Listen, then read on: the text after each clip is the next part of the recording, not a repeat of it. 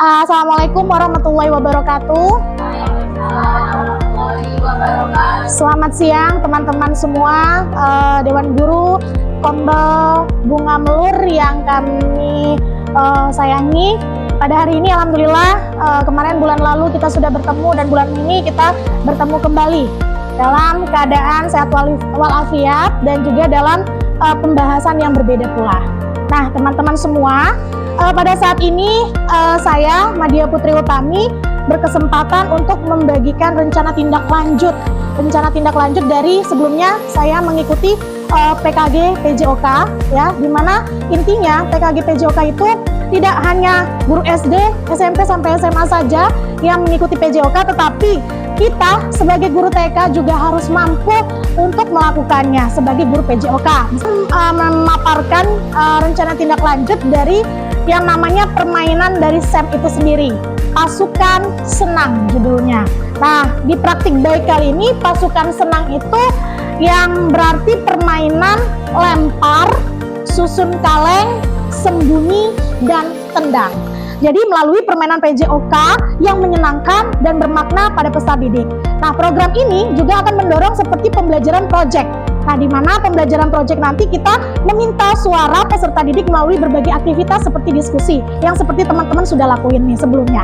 Dan juga di sana ada kegiatan yang sesuai dengan minat dan kemampuan mereka. Nanti mungkin anak-anak kita minta ada yang jadi wasit, ada yang jadi pencatat skor, ada yang jadi minatnya jadi peserta gitu ya. Nah, itu bisa kita lakukan sebagai pembelajaran project. Nah, kemudian latar belakangnya dari sana, konteks program.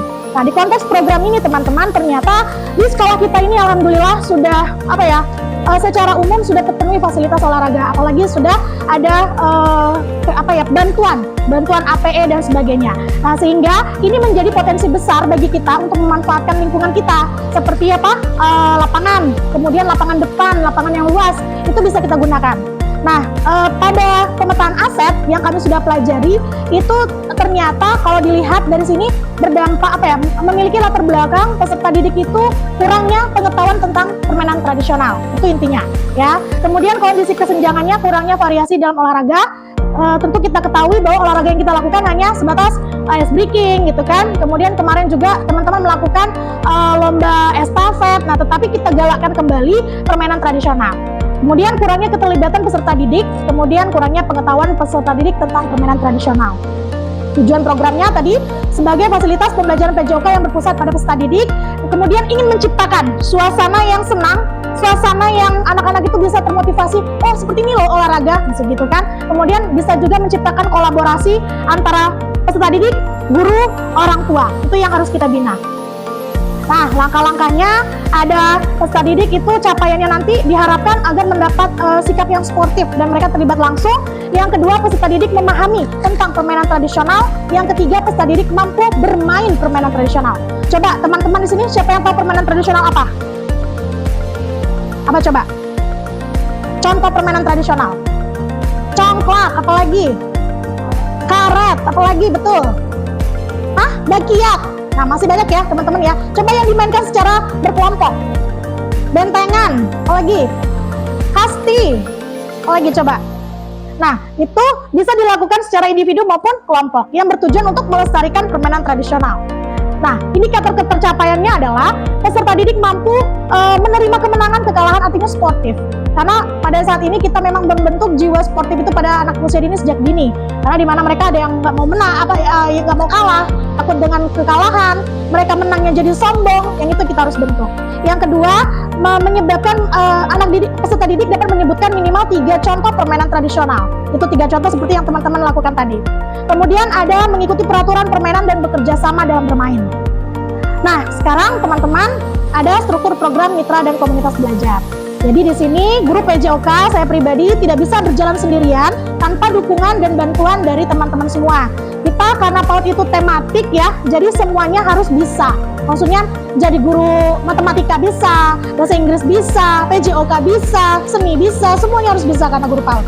Nah, jadi di sini ada skala program. Nanti saya mohon berkolaborasi dengan teman-teman semua untuk melaksanakan kegiatan pasukan senang ini. Kami mohon berkolaborasi dengan kelompok B1, B2, B3, B4 dan semua pesertanya berjumlah 69 orang. Ya. Nah, kemudian ada komunitas belajar di sini, kita saling sharing nih. Oh, nanti bagaimana sih tentang permainan ini? Apakah nanti teman-teman ada masukan atau oh sebaiknya kayak gini deh, Bunda Tami gitu kan? Nah, itu nanti bisa kita saling sharing. Kemudian ada pengaturan program. Nah, nanti rencananya kita akan lakukan bersama-sama di 1 minggu itu di kelas meeting. Nah, nanti kelas meetingnya sekitar tanggal 9 sampai 13 Desember. Itu yang akan kita lakukan. Nah, ini ada kapasitasnya, kita memanfaatkan SDM yang ada, kayak lapangan olahraga, alat olahraga, guru-gurunya pun juga kita libatkan sebagai sumber daya tambahan.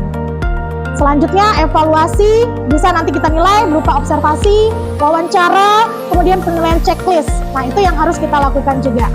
Di situ juga datanya ada keberhasilan program dan perbaikan. Tantangannya banyak ya teman-teman, kayak misalnya kurangnya fasilitas olahraga, jadi kita bisa memanfaatkan lingkungan sekitar, mencari bahan bekas, kemudian kurangnya minat peserta didik, bisa kita mengadakan kegiatan yang menyenangkan, yang menarik, yang berpihak pada murid. Intinya di kurikulum Merdeka saat ini kita memang benar-benar berpihak pada murid. Kemudian terakhir, itulah tadi paparan tentang tindak lanjut dari kami. Nanti insya Allah kita bahkan bekerja sama, saya selaku guru PJOK akan mengadakan pertandingan atau turnamen dengan judul Pasukan Senang. Nah, itu tadi teman-teman, lempar, susun kaleng, sembunyi, dan tendang. Jadi sebelumnya kita akan latih dulu tuh mereka, bagaimana cara anak melempar, bagaimana cara menyusun kaleng, cara berlari, dan menendang. Itu semua ada gerakan-gerakan dasar yang harus anak-anak usia dini lakukan dan ketahui. Baik, itu saja paparan dari saya. Apabila ada pertanyaan dan masukan, silahkan teman-teman. Iya.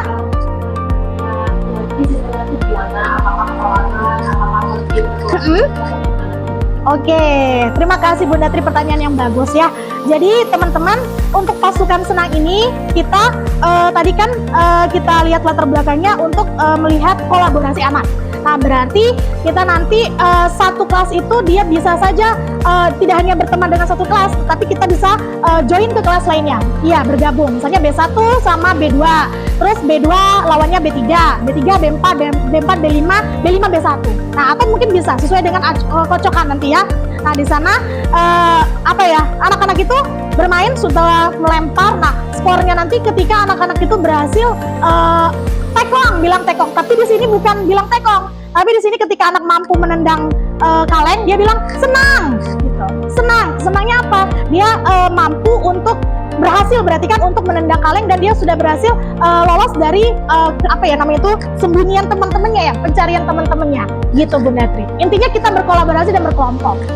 Nanti kita cari kaleng-kaleng bekas di sekitar sini, memanfaatkan aset yang ada, baru kita bermain, gitu. Oke, sama-sama. Ada lagi? Ya, Bunda April, silakan. Ya. Betul. Oh, gagal melempar kaleng.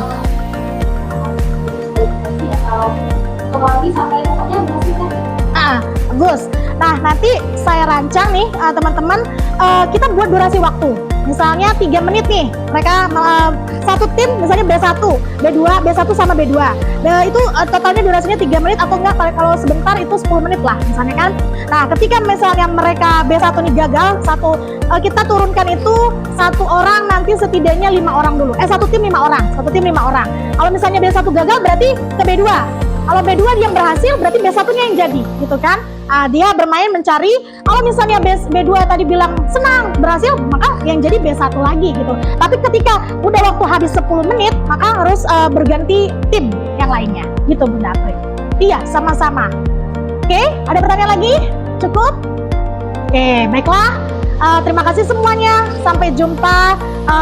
Nanti mungkin ini akan menjadi refleksi bagi saya ya, dan untuk pertanyaan teman-teman nanti akan saya catat, kemudian akan saya jadwalkan untuk pembelajaran kita di kelas meeting nanti. Terima kasih. Wassalamualaikum warahmatullahi wabarakatuh.